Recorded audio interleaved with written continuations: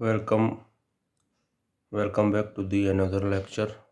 कल मैंने आपको यहाँ तक बता दिया था बेसिक यूकैरियोटिक में, और प्रोकैरियोटिक का सिर्फ बेसिक बताया था। थोड़ा सा बेसिक और बचा है तो मैं आज बता रहा हूँ, फिर आगे चैप्टर मूव करेगा।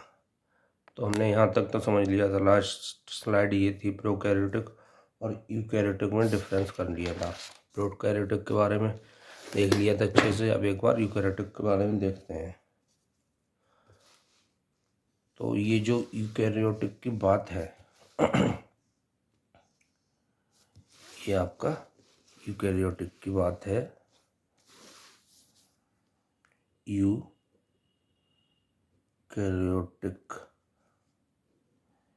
इसमें दो तरह के होते हैं, एक यूनिसेलुलर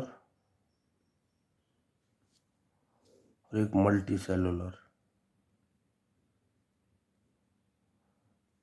यूनिसेलुलर में जो ग्रुप आएंगे वो जैसे आएंगे प्रोटोजोआ, डायटम्स, डायनोफ्लैजिलेट,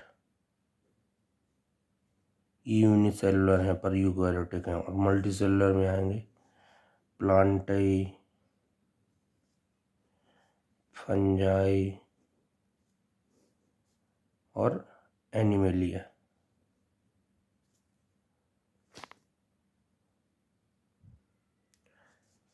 देखो जो फंजाई है उसमें हमें क्या पढ़ना रहता होगा, ईस्ट, राइजोपस और एगेरिकस, ये तीन फंजाई में ग्रुप आएंगे। और जो प्लांटाई में है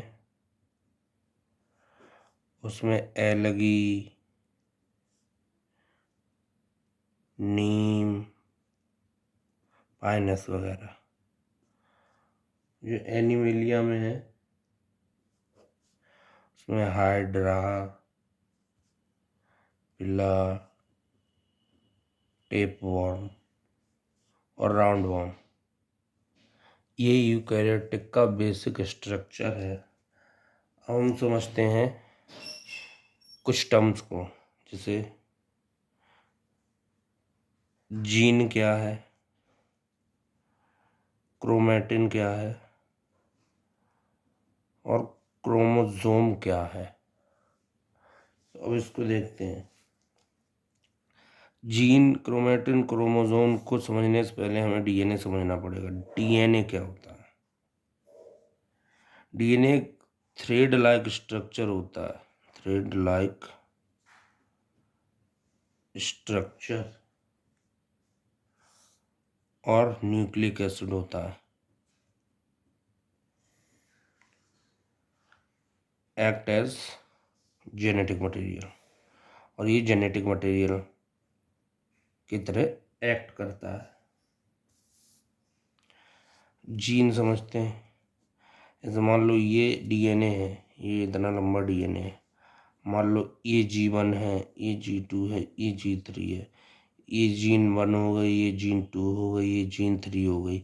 इसके पास कोई इन्फॉर्मेशन है, ये कोई प्रोसेस कराएगी। इसके पास कोई दूसरी इन्फॉर्मेशन है, ये कोई दूसरी प्रोसेस कराएगी। इसके पास कुछ और इन्फॉर्मेशन है, ये कुछ और कराएगी। तो जो डीएनए का सेगमेंट है, पार्ट है, उसी के पास मेन इन्फॉर्मेशन होती है आगे की प्रोसेस कराने के लिए। अब जो क्रोमैटिन का टर्म है वो क्या है? क्रोमैटिन, जैसे मान लीजिए डीएनए पड़ा हुआ है, डीएनए न्यूक्लियस के अंदर पड़ा हुआ है, और अगर ये डीएनए थोड़ा सा कंडेंस्ड हो जाए, कंडेंस्ड हो गया, ये कंडेंस्ड फॉर्म में आ गया, तो ये क्रोमैटिन बन गया। क्रोमैटिन कुछ नहीं है, डीएनए ही है, डीएनए की कंडेंस्ड फॉर्म है। तो DNA condensed form called chromatin. अब क्रोमैटिन भी थोड़ा सा और कंडेंस हो जाएगा, कंडेंस्ड फॉर्म ऑफ क्रोमैटिन, उसको बोलेंगे क्रोमोसोम। जैसे इस तरह से कंडेंस्ड होकर आ जाएगा, ये होगा क्रोमोसोम, ये क्रोमोसोम हो गया।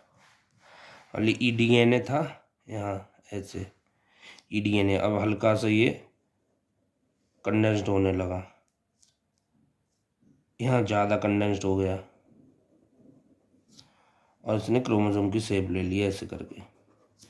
ये डीएनए हुआ, डीएनए ने कंडेंस किया, ये यहाँ तक क्रोमेटिन हुआ। और जो थोड़ा कम कंडेंस्ड है और थोड़ा ज़्यादा कंडेंस्ड है, ये यूक्रोमेटिन और ये हेट्रोक्रोमेटिन। और ये more condensed form of chromatin called chromosome. अब यहाँ से क्वेश्चन ये बनता है कि gene is present on option A DNA, option B chromatin, option C chromosome, option D all. Question इस तरह से नीट में आएगा कि जीन कहाँ प्रेजेंट होता है, डीएनए में या क्रोमेटिन में या क्रोमोसोम में। लेकिन हमें भी पढ़ के आए हैं डीएनए ही तो क्रोमेटिन है, क्रोमेटिन ही तो क्रोमोसोम है, क्रोमोसोम, तो इसका आंसर आएगा ऑल। इस सब में लगा दिया जाएगा। और जो क्रोमेटिन है उसमें सब डीएनए वाली चीज़ होंगी, उसमें डीएनए है प्लस आरएनए है प्लस प्रोटीन है। और इसको डीएनए को कंडेंस्ड कौन करवाता है? With the help of histones. कुछ हिस्टोन्स की हेल्प से ये डीएनए कंडेंस्ड होता है। अब इन सब टॉपिक से 3 पॉइंट्स निकल के आए हैं। क्या? DNA always present in the form of chromatin. और क्रोमोसोम कब बनेगा? Chromosome form only cell division के टाइम पे, सेल डिवीजन टाइम। डीएनए हमेशा क्रोमेटिन की फॉर्म में प्रेजेंट होगा। क्रोमोसोम तभी बनेगा जब सेल डिवीजन होगा। और क्रोमोसोम जो है, chromosome not form in prokaryotic. Prokaryotic में ऐसा कुछ नहीं होता, उसमें कोई क्रोमोसोम नहीं बनता है।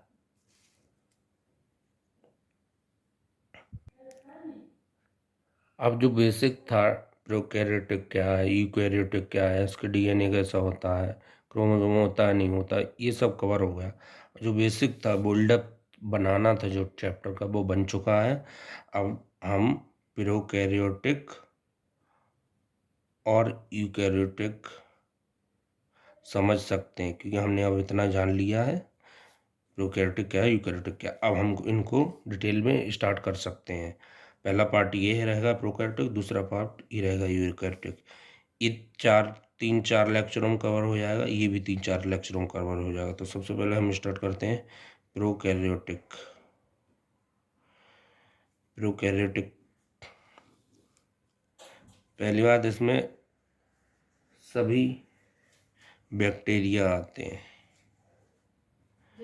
ये बैक्टीरिया के नाम याद रख लो, ये आगे चल के आएंगे। एक इकोलाई, एक माइकोप्लाज्म, इसको पीपीएलओ बोलते हैं, एक लैक्टोबैसिलस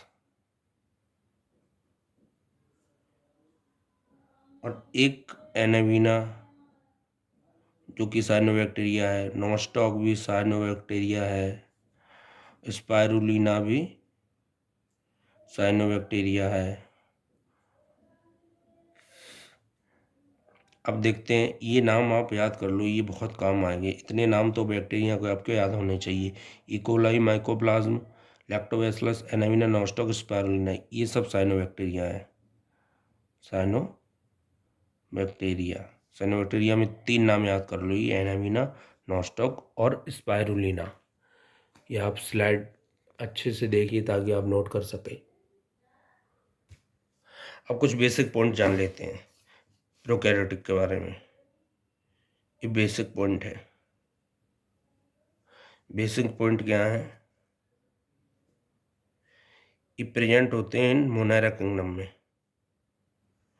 मोनारा किंगडम। और दूसरी बात, ये स्मॉल होते हैं, स्मॉलर देन यूकैरियोटिक सेल से।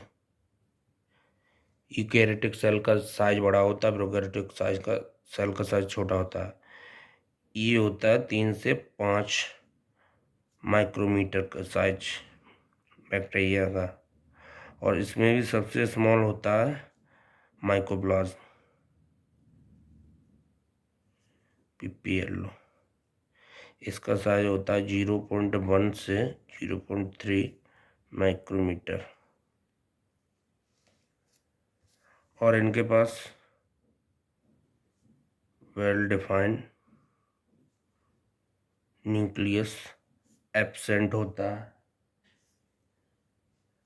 लेकिन ये फास्ट डिवाइड करते हैं, fast divide then eukaryotic cell. Eukaryotic cell से साइज इनका छोटा होता है, लेकिन यूकैरियोटिक सेल से डिवीजन ये फास्ट करते हैं और इनकी डिफरेंट शेप पाई जाती है। Different shape. तो बैक्टीरिया की 4 तरह की शेप होती हैं। पहली कोकस, दूसरी बैसिलस, और तीसरी होगी हमारे पास विब्रियम, चौथी स्पाइरिलियम। जो कोकस होगी वो स्फेरिकल शेप की होगी, इस तरह से। और जो बैसिलस होगी वो रॉड शेप की होगी, इस तरह से। जो विब्रियम होगा वो कॉमा शेप का होगा, इस तरह से, कॉमा शेप। जो स्पाइरिलियम होगी ये स्पाइरल शेप का होगा, स्पाइरल शेप, इस तरह से, इस तरह से। नोट, एक नोट ये बड़ा काम आने वाला है यहाँ। कोकस हैव नॉट फ्लैजिला। कोकस के पास फ्लैजिला नहीं होता, ये आगे चल के काम आएगा, ये आपको याद कर लेना है।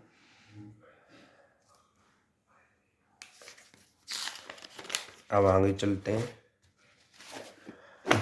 ये सब हो गया बेसिक। अब जो सही में देखा जाएगा प्रोकैरियोटिक सेल का, वो अब स्टार्ट होता है। प्रोकैरियोटिक सेल अब स्टार्ट होता है।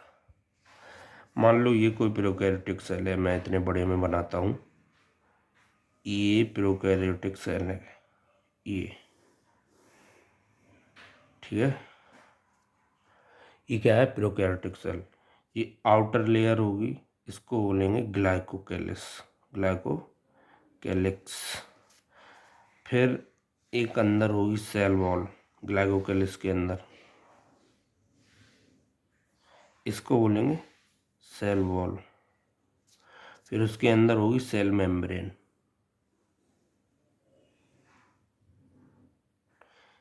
ये होगी मेम्ब्रेन। ये देख ली, यही मेन टॉपिक है इस सेल का। देखिए, सबसे आउटर लेयर है जो वो ग्लाइकोकैलिक्स है, फिर मिडिल वाली सेल वॉल है और इनर वाली मेम्ब्रेन है। इन तीनों को मिलाकर बोलते हैं हम सेल एनवलप, सेल एनवलप। अब फिर देखिए अंदर क्या होता है। यहाँ पर फ्लैजला लगा होता है, ये फ्लैजला है, फ्लैजला। यहाँ पर फिम्ब्राई होते हैं, फिम्ब्राई, फिम्ब्राई। फिर पिलाई होती हैं, ये इस तरह से, इस तरह से पिलाई। फिर अंदर की तरफ एक्सटेंशन होते हैं, उनको बोलते हैं मीजोजोम, ये इस तरह से मीजोजोम होंगे। फिर इसी तरह से एक वो होता है क्रोमेटोफोर, ये फीचर हैं प्रोकैरियोटिक सेल के ही सभी। फिर न्यूक्लियोइड होता है, न्यूक्लियस नहीं होता, न्यूक्लियोइड, साइटोप्लाज्म में ही डीएनए पड़ा हुआ है, उसको बोलेंगे न्यूक्लियोइड। और उसके पास प्लाज्मिड भी होता है, प्लाज्मिड, प्लाज्मिड, प्लाज्मिड। और इसके पास राइबोसोम होते हैं, राइबोसोम, ये राइबोसोम पड़े हुए हैं, राइबोसोम। और इंक्लूजन बॉडी होंगी फॉर स्टोरेज, स्टोरेज के लिए इंक्लूजन बॉडी। ये 12 चीज़ें पढ़नी है सेल में, प्रोकैरियोटिक सेल कंप्लीट हो जाएगा। सबसे पहले प्रोकैरियोटिक सेल की हम आउटर में लेयर पढ़ेंगे, ग्लाइकोकैलिक्स, फिर सेल वॉल, फिर मेम्ब्रेन, फिर फ्लैजला, फिर फिम्ब्राई, फिर पिलाई, mesosome, chromatophore, nucleoid, plasmid, ribosome और इंक्लूजन बॉडी। फिर यहाँ से हमारा ये प्रोकैरियोटिक वाला पार्ट कंप्लीट हो जाएगा। अब ये एक एक करके टॉपिक पढ़ेंगे हम इनको, बस इस यही 2 लेक्चरों में कवर हो पाएगा या 1.5 लेक्चर में। ये इसीलिए इसे न बढ़ाइए, मैंने आपको बेसिक फीचर दे दिया। अब सबसे बाहर जो लेयर है वो है ग्लाइकोकैलिक्स के। हम पहले ग्लाइकोकैलिक्स को कवर करते हैं। देखिए, glycocalyx outer layer of prokaryotic cell, outer layer of prokaryotic cell. जो प्रोकैरियोटिक सेल की जो आउटर लेयर है उसको हम बोलते हैं ग्लाइकोकैलिक्स। ये बनी होती है कार्बोहाइड्रेट की, made up of carbohydrate, carbohydrate. एक 2 तरह की पाई जाती है ग्लाइकोकैलिक्स, जो है 2 तरह की पाई जाती है। एक इस तरह की, इसको बोलेंगे हम स्लिम लेयर, और एक इस तरह की, इसको बोलेंगे हम कैप्सूल। जो बैक्टीरिया में जो ग्लाइकोकैलिक्स होती है वो 2 तरह की पाई जाती है, किसी में स्लिम लेयर, किसी में कैप्सूल। स्लिम लेयर में यही है, जो ग्लाइकोकैलिक्स होगी सेल वॉल के बाहर वो लूज होगी और स्टिकी होगी, और कैप्सूल होगी वो टाइट होगी और टफ होगी।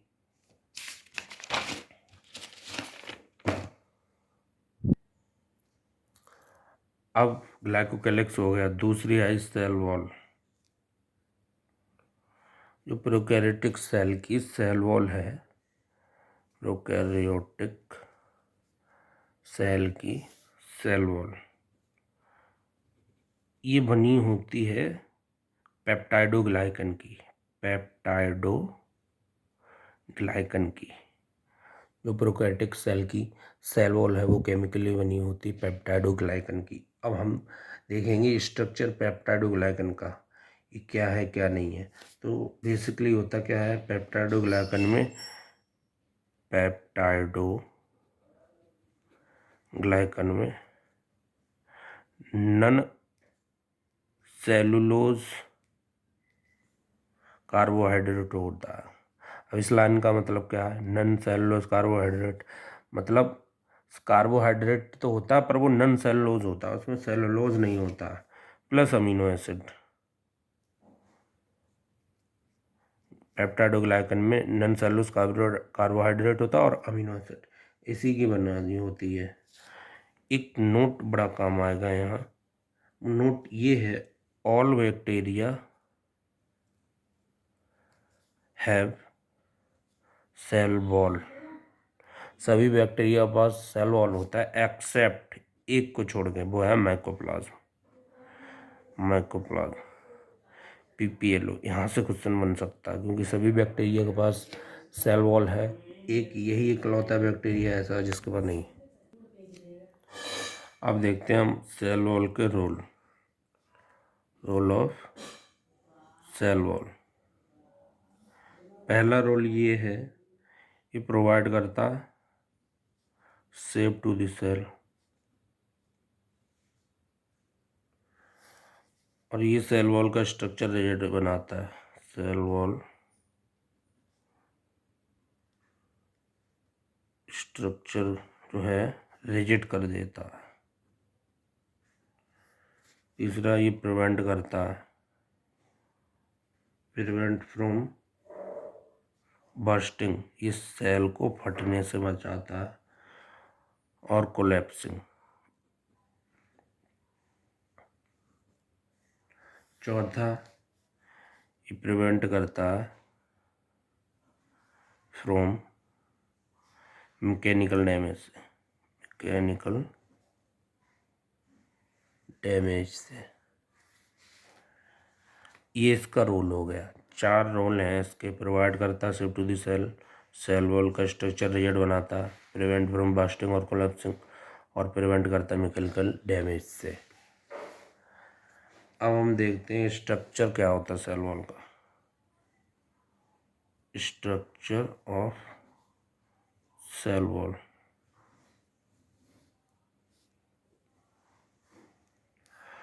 मान लीजिए ग्लूकोज का मॉलिक्यूल है, ये ग्लूकोज है, इसकी हम केमिकली मॉडिफिकेशन कर देंगे तो ये नेग बन जाएगा, नेग। और नेग की केमिकली मॉडिफिकेशन कर देंगे तो ये नेम बन जाएगा, नेम, NAM। और जो नेग की फुल फॉर्म है वो है N एसिटाइल। जो नेग की full form glucosamine, N acetyl glucose amine, ये हुए नैन। N एसिटाइल ग्लूकोज अमाइन और नेम, NAM। नेम की फुल फॉर्म होगी N एसिटाइल मर्म्यूरिक एसिड।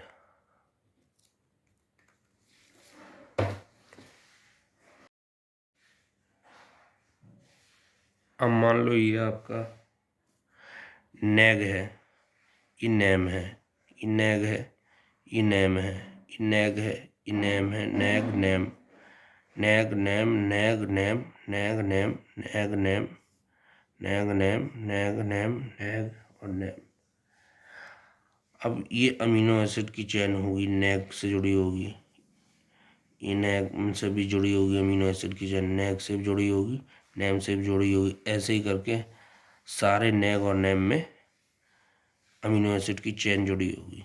ये अमीनो एसिड की चेन, ये अमीनो एसिड की चेन, ये अमीनो एसिड की चेन, और ये भी अमीनो एसिड की चेन। इसी तरह से इधर भी होगी, नेग में भी अमीनो एसिड की चेन, नेम में भी अमीनो एसिड की चेन, नेग में भी अमीनो एसिड की चेन, नेम में भी अमीनो एसिड की चेन। इसी तरह ये सारे मॉलिक्यूल्स में होगी। अब जो अमीनो एसिड की चेन है नेग नेम के पास, वो आपस में पॉलीपेप्टाइड बॉन्ड बना लेगी। जो अमीनो एसिड की चेन नेग के पास है, नेम के पास भी अमीनो, ये पेप्टाइड बॉन्ड बना लेंगे ऐसे करके। तो ये क्रॉस लिंक हो गया कि नहीं हो गया, इस तरह से। तो ऐसे बनती है सेल वॉल, ऐसे सेल वॉल बनती है बैक्टीरिया की, peptidoglycan.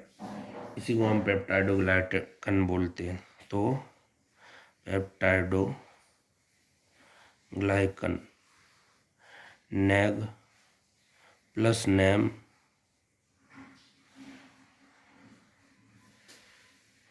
NAG plus NAM plus amino acid, ऐसे बन गई हमारी पेप्टाइडोग्लाइकन। ये तो हो गई बैक्टीरिया की। अब बैक्टीरिया यानी मोनेरा वाले किंगडम की। अब बनाते हैं प्लांटे की।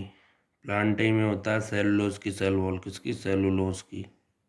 ये आगे काम आएगा। और सेलुलोज में चैन होती ग्लूकोज की, चैन ऑफ ग्लूकोज। जैसे ये ग्लूकोज, ये ग्लूकोज, ये ग्लूकोज, ये ग्लूकोज, ये ग्लूकोज, ग्लूकोज, ग्लूकोज, ये भी, ये भी, ये भी। तो इनकी ये चैन बन जाएगी।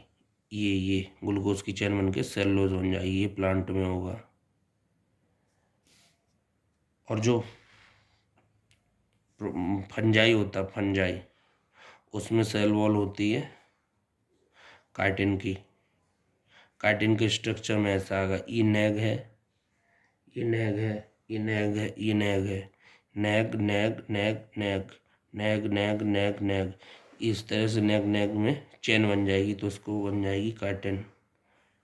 ये स्ट्रक्चर रहेगा तीनों की सेल वॉल का। एनिमेलिया में तो होता ही नहीं है सेल वॉल। फन प्रोटिस्टा में कुछ में होता है, कुछ में नहीं होता है। इसलिए अभी हमको यहीं तक पढ़ना है। अब एक टॉपिक आता है ग्राम स्टेनिंग। ग्राम स्टेनिंग,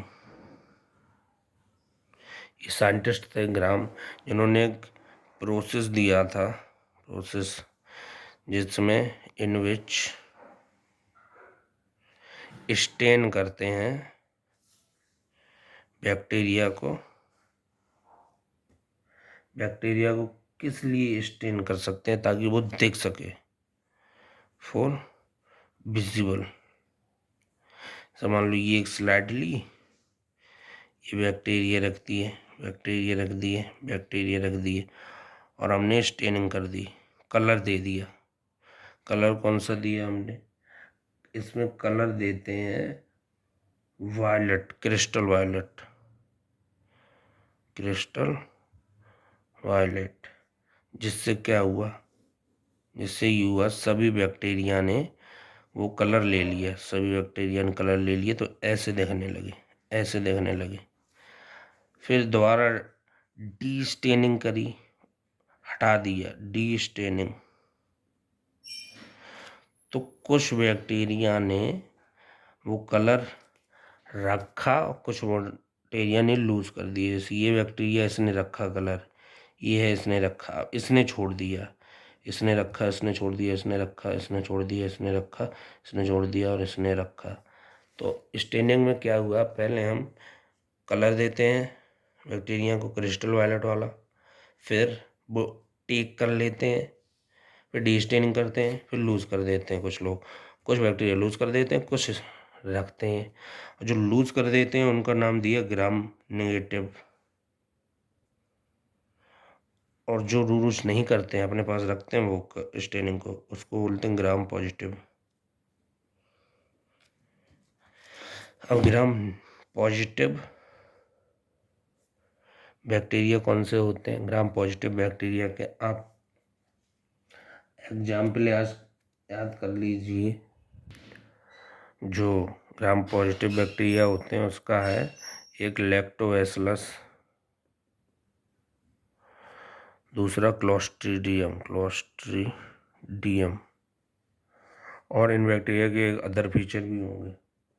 इनके पास मीजोजोम प्रेजेंट होंगे, मीजोजोम ज़्यादा होंगे। और जो ग्राम नेगेटिव वाले बैक्टीरिया होंगे उसका एग्जाम्पल आएगा इकोलाई, माइकोप्लाज्म और साइनोबैक्टीरिया। और इनके भी अदर फीचर होंगे।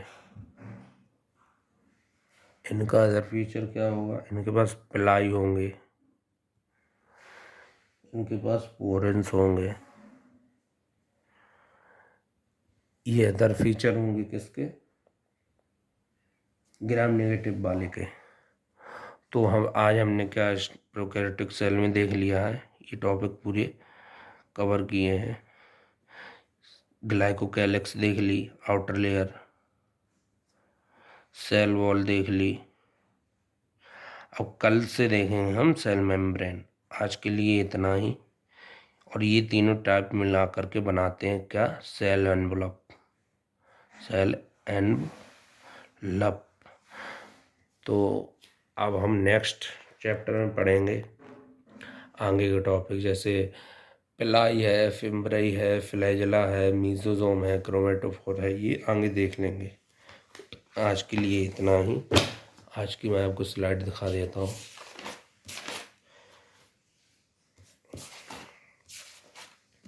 ये थी पहली स्लाइड,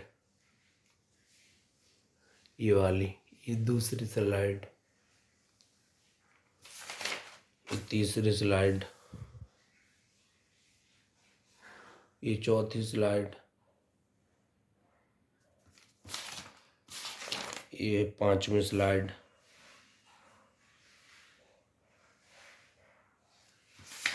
ये छठवीं स्लाइड, ये सातवीं स्लाइड, और ये आठवीं स्लाइड, ये नौवीं स्लाइड। बस आज के लिए इतना ही। अब हम कल फिर मिलते हैं एक नेक्स्ट लेक्चर के साथ, जिससे हमारा चैप्टर आगे मूव कर सकेगा। Thanks for watching.